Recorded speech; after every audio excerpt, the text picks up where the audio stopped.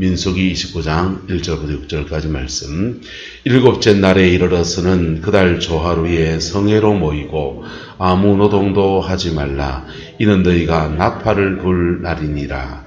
너희는 수송아지 한 마리와 순양 한 마리와 1년 되고 흠없는 순양 7마리를 여호와께 향기로운 번제로 드릴 것이며 그 소재로는 고운 가루에 기름을 섞어서 쓰되 수송아지에는 10분의 3이요 순양에는 10분의 2이요 어린 양 7마리에는 어린 양 한 마리마다 10분의 1을 드릴 것이며 또 너희를 속죄하기 위하여 순년새 한마디로 속죄제를 드리되 그날의 번제와 그 소제와 상번제와 그 소제와 그 전제 외에 그 규례를 따라 향기로운 냄새로 화제를 여호와께 드릴 것이니라. 아멘. 예, 민수기 29장은 이제 그 가을 절기에 대해서 말씀을 해주고 있어요. 이스라엘은 봄의 절기가 있고 가을 절기가 있습니다. 우리는 큰 절기가 어떻게 됩니까? 설이 있고 그 다음에 추석이 있고 그 다음에 동지 뭐 이렇게 쭉 나가잖아요. 이게 다 그 우리나라의 절기도 다 음력이 있죠. 그죠? 달의 주기에 따라서 그것을 절기를 잡아놨어요. 달이 생활하는 그 고대인들의 생활도 농사 생활이나 그 바다에 어업을 하는 분들에게는 달력, 원력이 굉장히 중요하잖아요. 원력에 따라서 동해안은 좀 덜하지만 서해안 같은 건 조수간만의 차가 있어서 밀물 때, 썰물 때가 나오고 그 달의 주기에 따라서 우리는 이렇게 여러 가지 몸의 변화도 일어나고 농사 짓는 그 시기도 딱딱 맞기 때문에 원력을 이렇게 쓰지요. 이스라엘도 원력을 씁니다. 원력을 쓰는데 우리 원력하고 조금 이제 달라요. 그런데 봄절기와 가을절기 그들은 절기를 그렇게 그들도 그렇게 지켰는데 그 절기가 그들은 그냥 그들이 번제하고 그들이 예배하고 하는 그건 하나의 절기였어요. 그것이 어떤 의미를 가지고 있는지를 잘 모르고 그냥 지켰던 겁니다. 하라고 하니까. 근데 시간이 흘러서 예수님이 오셔서 6월절 날 예수님이 예루살렘의 순례로 올라가십니다. 예루살렘 6월절 순례는 유대인들이 모두 다 남자면 다 하는 거니까 남자는 당연히 올라가는 거니까 예수님도 올라가는 게 당연하죠. 그래서 올라가는데 문제는 그렇게 올라가면서 갈릴리 쪽에서 사람들이 올라가면서 그 중간에 또 나온 사람들이 다 올라가면서 예루살렘까지 사람들이 인산인해를 이루는 겁니다. 군중들이 많이 모이는데 놀라운 이슈가 터집니다. 나사로가 살아나고 여리고의 소경거지 바디메오가 눈을 뜨고 인생에 큰 변화가 일어나는 그 행렬들 속에 삭개오라는 사람은 세금쟁이였는데 그 사람 회개하고 변화가 되고 그 악질 그 삭개오가 변화돼 가지고 자기 재산 다 털어서 가난한 사람한테 주고 예수 따르고 있다 하더라. 이런 얘기들이 막 도는 겁니다. 그런 능력을 가진 분, 그런 사람을 변화시킬 수 있는 그런 능력자. 그래서 사람들이 예수님께 기대를 겁니다. 이스라엘 나라를 해방시켜주고 회복시켜 주기를. 그래서 6월절 날 올라왔는데 문제는 주님이 6월절 며칠 전에 올라오셔가지고 6월절 날 십자가에 달려 죽으신 겁니다. 6월절 어린 양이 이스라엘 백성의 죄를 속하기 위해서 문설주와 임방에다가 피를 뿌렸듯이 마치 우리 영혼을 살리기 위해서 영혼의 문설주와 영혼의 임방에 어린 양 예수의 피를 뿌리기 위해서 당신이 목숨을 주신. 그리고는 죽으시고는 또 3일 만에 또 부활을 하셨는 겁니다. 그게 또 공교롭게도 이스라엘 원력으로 초실절, 첫 열매를 하나님께 드리는 날이에요. 첫 열매를 드리는 부활절에 주님이 금요일날 죽으시고 3일 지나서 부활절날 부활하시고 주일날 부활하셨죠? 부활하시고는 그리고는 40일 동안 제자들에게 당신의 죽으심과 부활의 의미가 뭔지를 다시 설명해 줍니다. 다시 설명해 주시면서 제자들이 조금씩 깨닫습니다. 성령을 받습니다. 느낍니다. 그리고는 또 성천을 하시는 겁니다. 성천을 하시고는 열흘간의 기한을 주시면서 예루살렘을 떠나지 말고 아버지의 약속하신 것을 기다리라 그렇게 말합니다.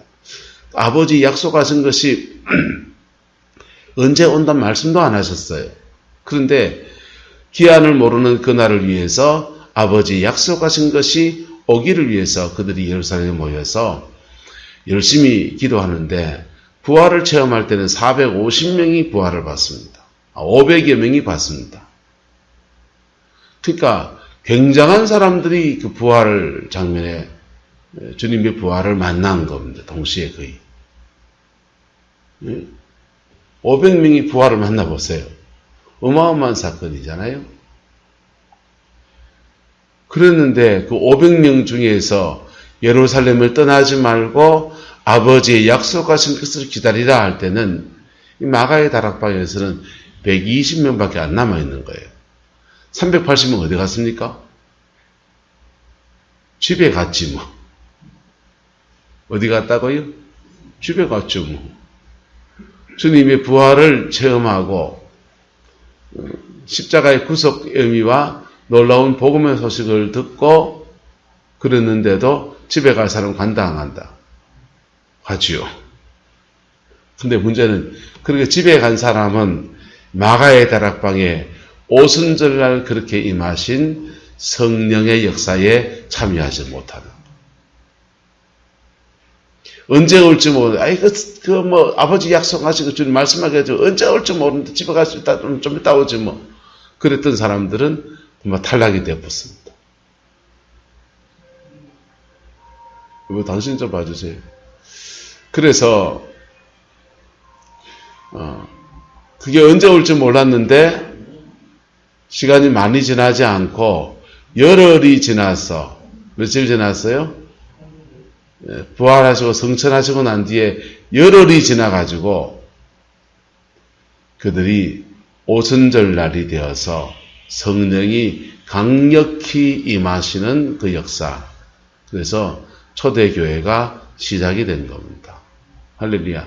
요게 6월절, 초실절, 오순절, 중간에 이제 6월절부터 시작해서 맥추절이거든요. 6월절부터 해서 무교절이거든요.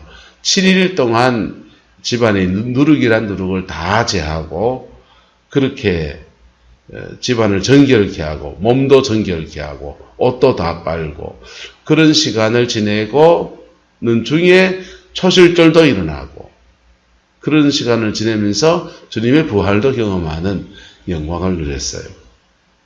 그리고는 봄절기가 시간이 지나 보니까 6월절, 무교절, 초실절, 오순절 요 봄 네 절기에 딱 맞게 하나님의 놀라운 구속사적인 일이 일어난 것입니다.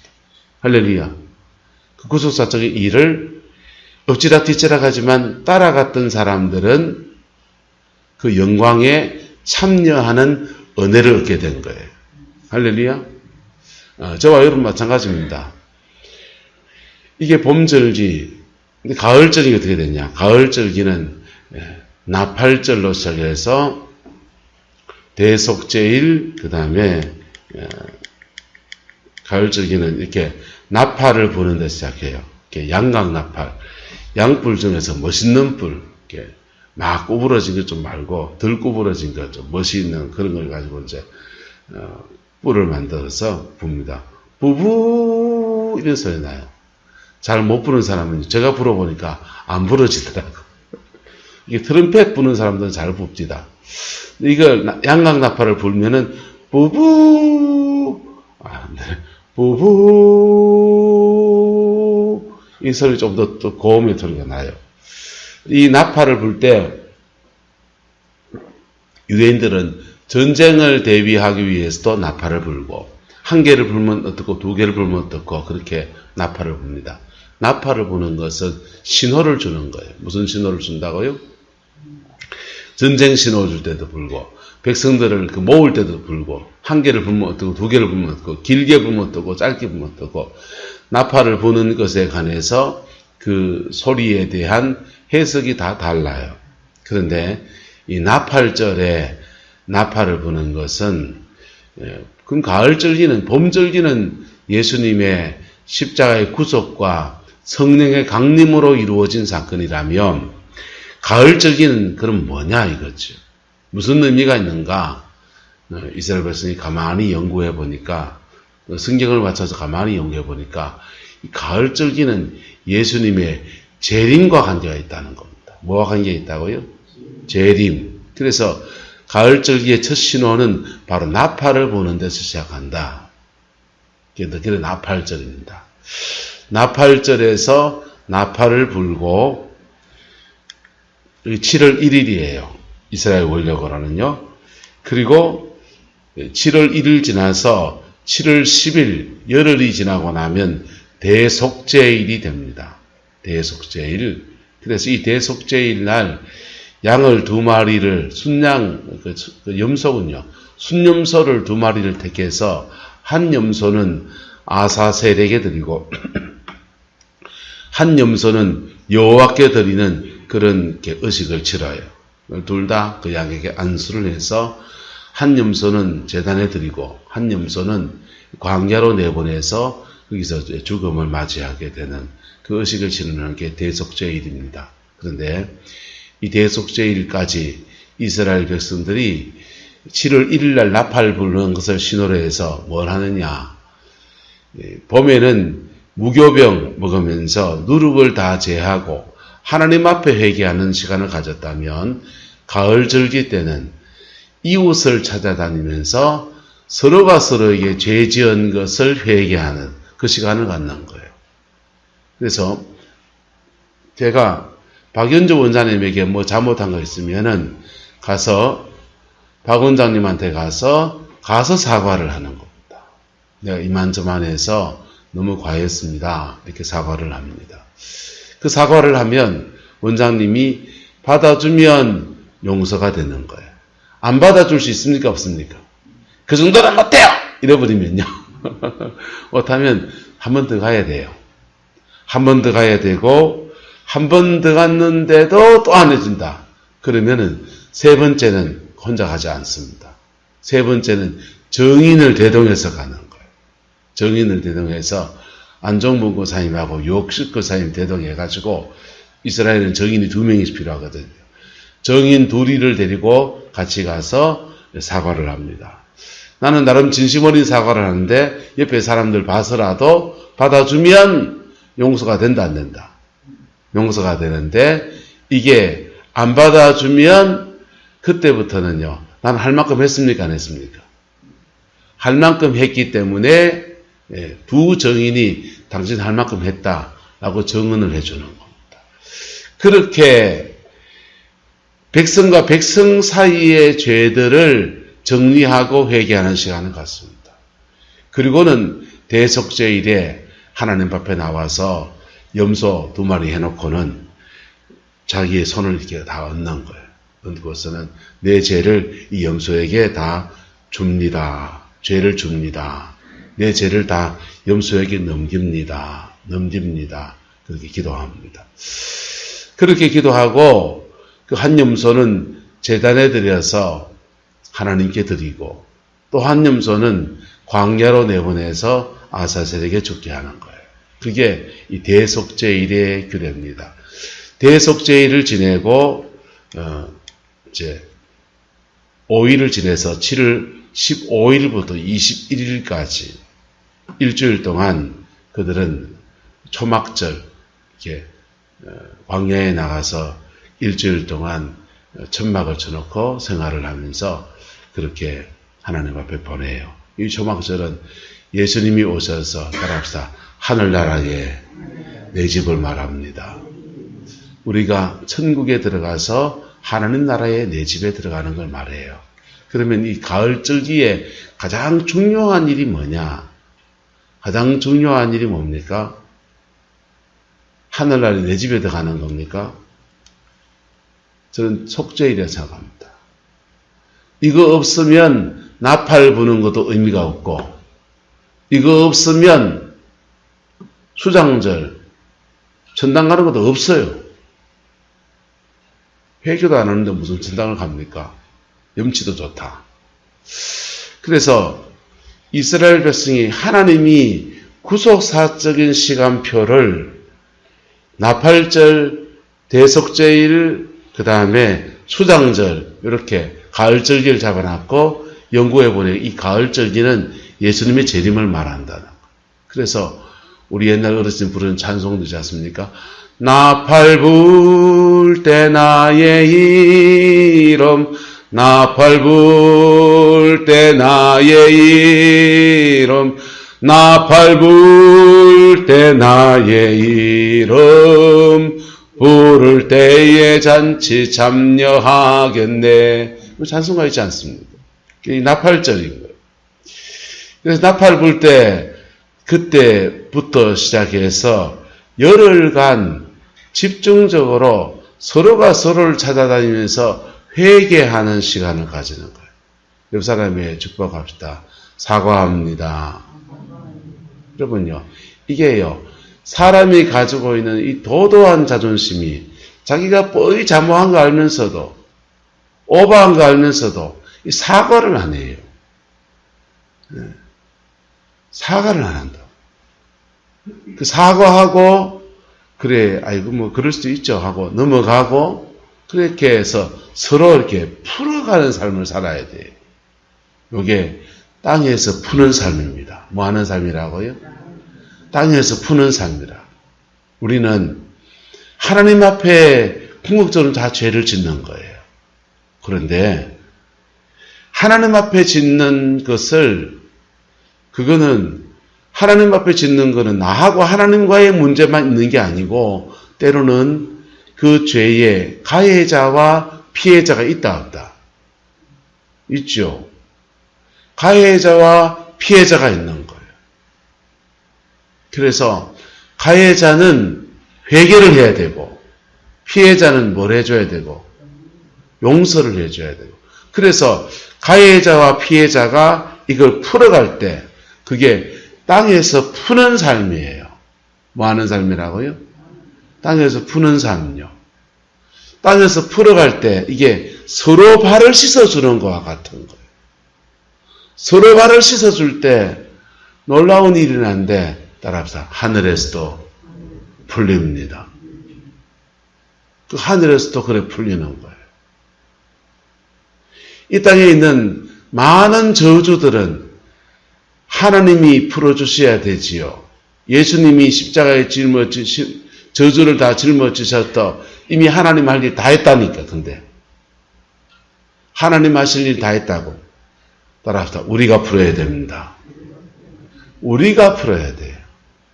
어떻게 푸느냐? 땅에서 망한 것을, 묶인 것을 풀 때 하늘에서 풀어놓은 역사가 일어나는 거예요.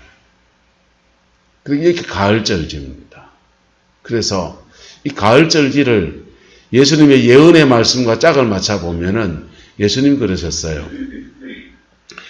주님이 재림하실 때 뭐 처처에 기근이 나고 지진이 있고 여러 가지 얘기를 많이 하셨는데, 우주 관측에 관한 결정적인 예언을 하셨습니다. 그날에 해가 어두워지고 뭐해지고, 해가 어두워지고 달이 뭐해지고 달이 핏빛같이 된다는 거예요. 해가 어두워지고 달이 핏빛같이 된다. 그냥 성경만 읽는 사람들은 해가 어두워진다는 게, 아이쿠, 하늘에 무슨 이상이 생겨서 해가 어두워지는가 보다. 아이쿠, 무슨 일이 생겨서 달이 파괴되나, 달이 붉어지는가 보다 이랬어요. 그런데 이게 신앙생활 하는 사람들 중에는 이게 그 천문학 이런 것들을 공부하는 사람이 있는 거예요. 천문학을 공부하는 한 형제가 이 성경을 가만히 보다 보니까 해가 어두워지고 달이 핏빛까지 된다. 그러니까 자기가 알고 있는 과학적 지식하고 짝을 맞춰 보니까 이 해가 어두워지는 게 개기일식인 거예요. 개기일식은 태양과 달과 지구가 일직선에 딱 이렇게 놓일 때 태양빛이 달빛에 달에게 가려가지고 지구상에 어떤 부분이 까맣게 나타나는 게 개기일식인 겁니다. 그래서 개기일식은 특정 지역의 특정 시간에 나타나요. 여기서는 정면이 까매지는데 조금 비틀어지면 반만 까매지고 이러지거든. 그래서 개기일식이 완전한 개기일식이 나타나면 태양이 달빛에 완전히 가려서 까매지. 그리고 그 달 옆으로는 그 태양빛이 파랗게 빛나는 현상도 생기고. 어떤 때는 이게 태양과 달과 지구의 그 중계에서 이 선이 잘못 들어지면 이제 붉은 달이 뜨게 되는 거예요. 그 블러드문이라고 하는 붉은 달이 이렇게 뜨게 되는 겁니다. 이게 지나간 기록도 다 있고 앞으로 언제 개기일식이 일어날지, 언제 달이 어두워 달이 핏빛같이 될지도 날짜가 계산이 다 가능한 거. 가장 최근에 일어난 붉은 달이 뜨는 해는 재작년이었습니다. 재작년이 붉은 달이 뜨는 해였습니다. 근데 그 붉은 달이 뜨는 해가 이 가을절기에 딱 겹친다. 그럼 대박이 되는 거예요. 그래서 이 가을절기에 겹쳐서 재작년 이스라엘에는 사람들이 이스라엘 예수님 재림 맞이하겠다고 전 세계에서 비행기 타고 날아와가지고 그 엄청난 사람들이 예루살렘에 모여들었어요. 이 개기일식과 이 블러드문에 관한 연구들은 여러분 인터넷에 한번 검색해 보시면 좋겠네요. 그런데 이 그렇게 보니까 재림의 날짜가 계산이 가능합니까? 안 가능합니까? 언젠지 모르지만은 개기일식이 일어나는 날.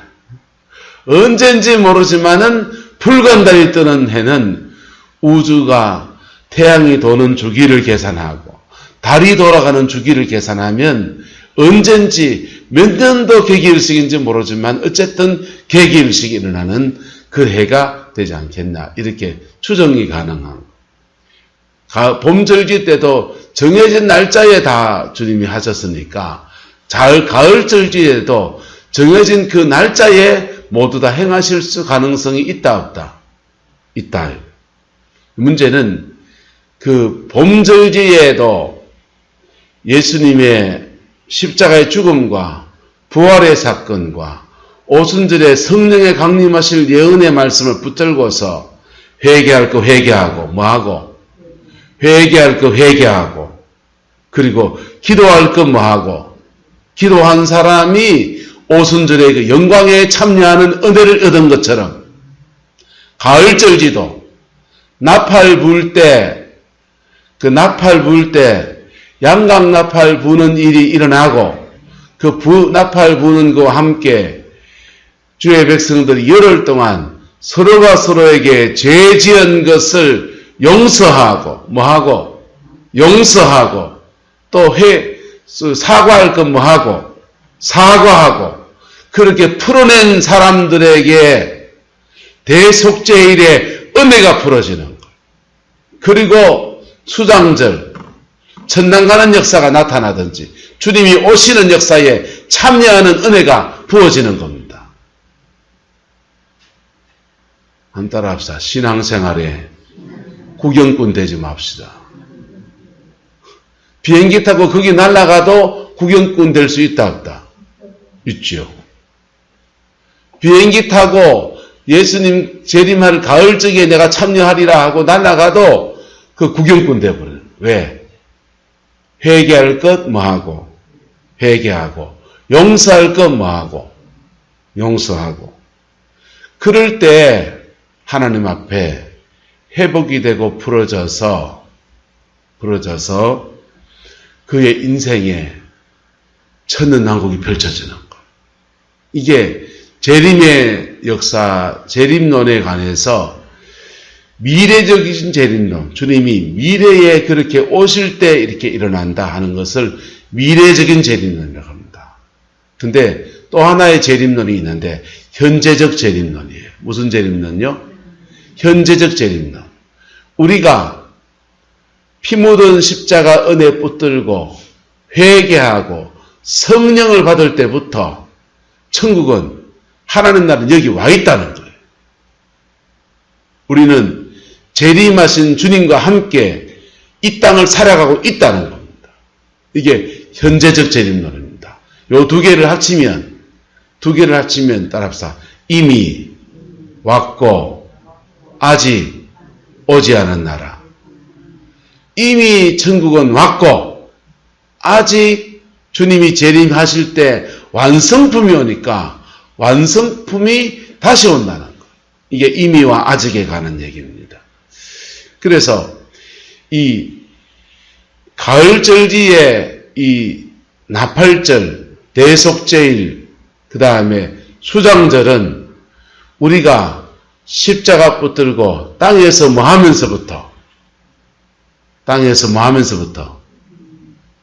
뭐 하면서부터요? 풀 때부터 시작되는 거예요. 땅에서 풀어버리면 천국이 여기 오는 거예요. 이미 오는 겁니다. 할렐루야. 천국이 여러분 가정에 이미 오기를 예수님의 이름으로 축복합니다. 그걸 현재적인 종말론이라고 합니다. 현재적인 종말론이 가정 안에 이루어지면 그의 가정 안에 에덴이 이루어집니다. 그의 가정 안에 하나님이 다스리시는 천년왕국 같은 게 이루어집니다. 그 가정 안에 이루어지면 인물이 나기 시작하는 것. 기독교 역사를 2000년의 기독교 역사를 자세히 조사해 보니까 신앙생활 제대로 하는 가문 한 사람이 일어나서 그 맥을 그 다음 때 한 3대쯤 지나고 나면 4대째쯤 되면은 정말 세상 속에서 하나님이 쫙 들어서는 정말 존귀한 자들이 일어나는 거예요. 그래서 아브라함을 시작해서 아브라함, 이삭, 야곱 지나서 요셉 때 이러니까 전 애굽을 살리고 구속사의 큰 맥을 이루어가는 그러한 하나님의 사람이 일어나서 그렇게 주 앞에 쓰임받는 거예요. 그게 아브라함 가문의 에덴인 겁니다. 여러분 가문의 에덴이 이루어지고 풀어지게 되기를 예수님의 이름으로 축복합니다. 이 가을절기의 그 영광이 오늘 우리의 삶에서 이게 일어나서 몇 대쯤 쫙 흘러갑니다. 생육하고 번성하고 충만한 역사가 막 일어나요. 그거 지나고 나면 이제 약발이 떨어져 버리는 거예요. 약발이 떨어지면 주님이 심각하면 촛대가 옮겨가 버리는 겁니다. 촛대가 옮겨가서 예루살렘에서 부흥이 와서 그 은혜가 천년왕국이 마치 임한 것과 같은 영광이 일어나다가 그 약발이 떨어지니까 그 촛대가 안디옥으로 옮겨가 버리는 겁니다. 안디옥으로 왔다가 그 촛대가 로마로 옮겨갔다가 로마에서 그 영광의 역사가 일어나다가 다시 그 촛대가 유럽으로 갔다가 유럽에 갔다가 그 촛대가 영국으로 갔다가 영국에서 미국으로 갔다가 한국에 왔다가 중국으로 갔다가 중앙아시아 지금 가고 있는 거예요. 이게 하나님의 촛대예요. 근데 그 촛대가 옮겨질 때마다 일어난 현상이 뭐냐? 따라합시다. 땅에서 풀어버리는 사람들. 하나님 앞에서 그 씨름하면서 연단도 일어나고 그 시간 중에서 땅에서 풀어내는 사람들에 의해서 그 땅 가운데서 저주가 풀어지고 주님의 천년왕국 같은 역사가 그의 가나안이 펼쳐진 역사가 일어난 거예요. 할렐루야. 교회는 죄송합니다. 제 얘기에서 교회는 목사 피 먹고 자란다는 얘기를 해요. 목회자한테 하는 말로. 왜 그러냐? 교회 안에서 목회자가 이런저런 일들 속에서 성도들로부터 연단을 받을 때 있습니다. 듣지 말아야 될 말들을 들을 때도 있습니다. 그럴 때 화내고 싸워버리면 산통이 다 깨지는 거. 그때 참고 하나님 앞에 씨름하고 땅에서 뭐 해버리면 풀어버리면 하늘에게 풀리면서 교회가 성장해요. 그래서 교회는 목사 피먹고 자란다는 거예요. 여러분의 가정은 누가 살려내야 됩니까? 여러분의 가정은 누가 살려내야 됩니까?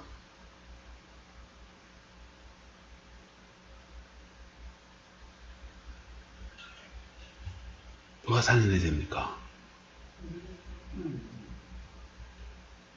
No! 내가. 누가요? 내가. 하나님 하실 일 다 해놨다니까.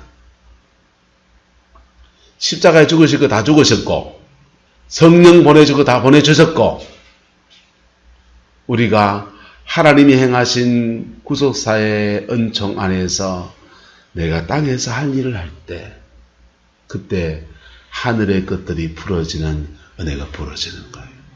할렐루야. 네. 그래서 우리가 할 일이 있는데 찬송 하나 할까요?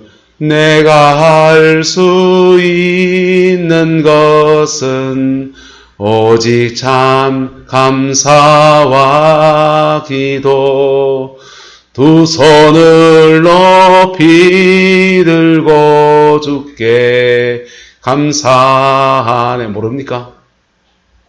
우리가 해야 될 게 있어요. 감사하기도 했지만 사실은 회개예요. 사실은 회개라고. 회개는 따라합시다. 하나님 앞에서도 하고 사람들 사이에 하고, 하나님 앞에 회개하고 사람과 사람 사이에도 하는 겁니다. 근데 이게 용서, 가해자는 1도 회개할 마음이 없는데 내가 용서한다고 달려드는데 내가 왜 용서해야 됩니까? 라는 겁니다. 영화 밀양이라는 영화가 있었어요. 전도연 씨가 이렇게 주연을 했죠. 거기에 보면은 자기 아들이 남편하고 헤어졌는지 어떻게 된 이혼했는지 어쨌든, 그리고는 아들하고 엄마가 둘이 삽니다. 아빠 없는 아들하고는 아들이라고 친구들한테 놀림받을까봐 아들을 제일 좋은 옷을 입혀 다니고 제일 잘 챙겨줘서 학교에 가서 그렇게 기공자처럼 학교를 보내는 겁니다. 초등학교 앞에서 유괴범이 딱 보니까 제일 옷 잘 입은 애가 누군가 봅니다. 돈 있는 집에 애야 돈도 많이 뜯어내니까. 유괴범이 보니까 제일 옷 잘 입은 애를 발견했습니다. 저놈이다. 그 유괴를 했습니다. 하고는 그 아이 몸값을 요구하는데 문제는 그 몸값을 치를 수 있는 재정이 안 되는 겁니다. 어쨌든 그렇게 해서 그만 유괴한 아이는 죽고, 유괴당한 아이는 죽고, 유괴범은 잡혀서 감옥에 갔습니다. 남편하고 헤어져서 아이만 바라보고 살아왔는데 그 아이가 죽었으니까 얼마나 한이 차겠습니까? 그래서 그 한안고 속상한 마음에 교회를 갔더니 교회에서 목사님이 그럽니다. 용서해야 된다고. 용서해야 된다고 하는데 용서라는 게 쉽습니까? 어렵습니까? 어려운 거죠. 어려운데 이 전도연 씨가 그 용서하겠다 합니다. 용서하겠다고 하고 온 교인들은 이제 박수를 치고, 그걸 뛰어넘어서 살인자를 용서하고 자기 아들을 죽인 사람을 용서하고 대단한 믿음이라고 주께 세웁니다.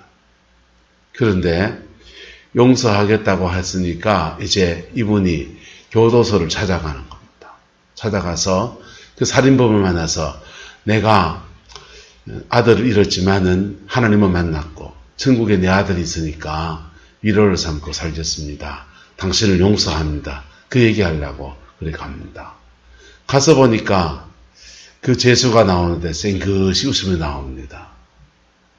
손이야 발이야 빌고 그리고 내가 당신을 용서합니다 이러려고 갔는데 씩 웃음이 나옵니다. 나와서 내가 당신을 용서합니다 이러니까 그분이 그러는 거예요. 난 감옥 안에서 예수를 믿게 되었고 하나님이 내 죄를 다 용서했습니다. 나는 자유합니다. 그러는 겁니다. 그래서 이 전도연이 돌아와서 미쳐버리는 거예요. 왜 하나님은 내가 용서하지도 않았는데 그 인간을 용서하냐 이거예요. 둘 다 신앙에 문제가 있습니다. 감옥 안에 있는 사람도 그거는 하나님에게도 용서받아야 되고 또 누구에게도 용서받아야 됩니까? 사람에게도 용서받아야 될 일인 거예요. 그리고 전도연 씨는요, 진짜 용서한 게 아닌 거예요. 그분에게는 가식, 허영이 있는 거예요. 혼자 사는 여자라 꿀리기 싫고, 이혼한 여자라 꿀리기 싫고, 아들 잃어버린 여자라 꿀리기 싫고, 자기의 자존심, 종교적으로 자존심, 사회생활 속의 자존심 때문에 아한테 좋은 옷 입혀 학교 보내고, 종교적인 자존심 때문에 내가 종교적으로 높은 어떤 위치에 있다는 것을 과시하기 위해서 용서한다고 하는 것이지, 용서라는 것도 결코 쉬운 과정은 아닌 거예요. 그래서 그 밀양이라는 영화는 종교적인 그냥 의식 안에서의 그리스도인들의 모습을 사실 적나라하게 양극단에 보여주고 있는 겁니다. 따라서 진짜 회개해야 됩니다. 진짜 용서해야 됩니다. 진짜 회개해야 되고요. 진짜 용서해야 되는 거예요. 감옥 안에 있는 사람이 진짜 회개했으면 성령이 임해서 성령 안에서 그에게 사죄의 확신을 주시고 원수를 다 쫓아내시고 사람을 죽일 때 살인의 영 들어옵니다. 들어온 살인의 영이 다 떠나가면서 새 인생을 사는 은혜가 오고 그 은혜 아래서 자기가 죄 준 사람을 만나면 용서를 빌게 되어 있는 거예요. 이게 종교적인 회개, 종교적인 용서, 가식적인 것들로 똘똘 뭉쳐가지고요. 여러분, 진짜여야 합니다. 할렐루야. 회개도 진짜여야 되고요. 용서도 진짜여야 됩니다. 여기에서 우리의 의문이 있습니다. 나는 저 사람은 회개할 마음이 1도 없는데 내가 용서해야 됩니까? 어째야 됩니까? 저 사람은 회개할 마음이 1도 없는데 나는 뭐 해야 됩니까? 용서해야 됩니까? 미쳤는겨.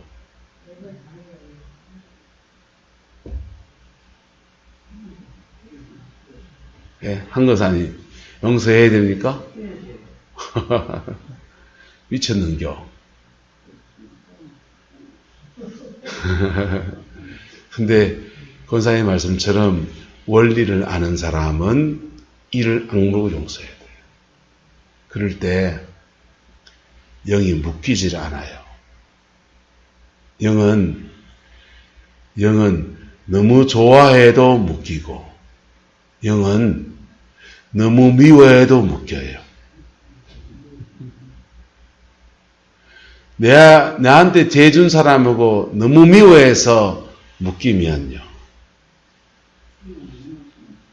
내만 손해인 거예요. 그래서 그때 하는 용서가 뭐냐? 따라서 심판의 주권을 주님께 돌려드리는 겁니다. 하나님, 이 일에 대해서 하나님이 심판하십시오. 주님께 돌려드리는 겁니다. 근데 그게 만약에 가족이면요. 가족이면 남편이 심판을 받도록 해야 됩니까? 남편이 하나님 앞에 회복이 되도록 해야 됩니까? 그래서 중보의 기도가 시작되는 거예요. 근데 그렇게 중보하기 전에 우리 속에 있는 분하고 억울한 마음을 토해야 되는 거예요. 뭐 해야 된다고요? 따라하죠. 토해야 삽니다. 속에 있는 억울한 마음, 분한 마음, 이것을 하나님 앞에 토해야 돼요. 토할 때, 마음을 토해낼 때, 감정이 막 격양됩니다. 그러면요, 주님, 내 억울해요. 내 속상해요. 이 정도는 약한 거고. 그래 하다 보면요, 여러분, 그래 하다 보면 심지어 욕도 나온다니. 절마 저거, 저 새끼 저거, 각지 부숴, 이 소리가 나온다니. 성경에 나오잖아요. 그래서 다윗이 하나님, 내 원수의 아내가 과부가 되게 해주세요. 내 원수의 자식들이 고아가 되게 해주세요. 뭔 말입니까? 하나님 절마 죽여주세요, 이 말이에요. 심판의 주권을 누구한테 드리는 겁니까? 하나님한테 올려드리는 겁니다. 그리고는 그가 자유로워지는 거예요. 자유로워질 때 땅에서 뭐 하는 것이다? 푸는 겁니다. 땅에서 풀면서 다윗의 마음속에 사울을 죽이고 싶은 그 미움의 마음도 다 빠져나가 버리는 거예요. 다 빠져나가 버리니까 사울 만났잖아요. 동굴에 변보러 오신, 화장실 볼일 보러 오신 사울왕을 만났을 때 그의 옷깃을 벨 수 있을 지적거리에 있었어요. 옷깃 한 조각을 찢어다가 벗어서 당신의 옷깃이 여기 있습니다. 칼로 찔러 죽여버리면 사울 한 명을 죽이는 건 바로 일도 아닌 문제입니다. 바로 그때 그가 죽이지 않고 하나님 앞에 믿음으로 해야 될 그 길을 걸어가는 겁니다. 할렐루야. 사울왕은 자기 죄 때문에 죽고 안 죽고? 죽었죠. 심판은 그 사람 받았지만은 엮여서 다윗까지 끌려 들어가지 않았습니다. 그리고 그 다윗은 그의 천년왕국, 그의 가나안, 그의 에덴 들어가는 거예요. 그래서 다윗의 나라가 이루어집니다. 여러분의 나라가 펼쳐지게 되기를 주의 이름으로 축복합니다. 교회도 그렇고 가정도 그렇고 민족도 그렇습니다. 민족도 그렇게 열어나간 사람들에 의해서 새 역사가 일어나는 거예요. 새 역사가 일어나는 거예요. 그래서 그 시기마다 피 먹고 자라는 거예요. 예수 피 안에서 새 역사가 이루어지는 겁니다. 이거를 원리를 모르면서 깔려면은요, 속이 썰인데, 원리를 알고서 가면 거침돌을 만날 때마다 거침돌을 따라합시다. 아싸, 디딤돌. 거침돌을 디딤돌로 만들어서 딛고 올라서서 뛰어넘어가 버리는 거예요. 그 복을 이루어가는 저와 여러분 되시기를 예수님의 이름으로 축복합니다. 거침돌에 걸려 넘어질랍니까? 딛고 넘어갈랍니까?